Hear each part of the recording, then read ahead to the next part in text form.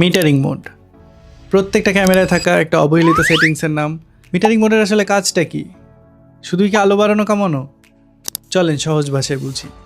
আর হ্যাঁ, আপনি কোন মিটারিং মোডটা ইউজ করেন সেটা ডেফিনেটলি কমেন্ট করে জানাবেন।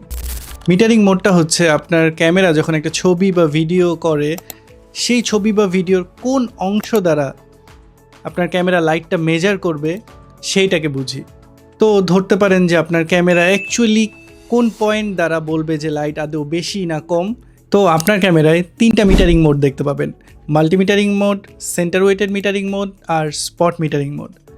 মাল্টিমিটারিং মোড হচ্ছে যে আপনার ক্যামেরা ওভারঅল ছবিটাকে দেখে জাজ করবে যে লাইট বেশি না কম। সেন্টার ওয়েটেড মিটারিং মোড হচ্ছে একটা ছবির সাবজেক্ট যদি শুধু সেন্টারে থাকে সেইটার উপর বেসিস করে ক্যামেরা বলবে যে লাইট আদৌ বেশি নাকি কম।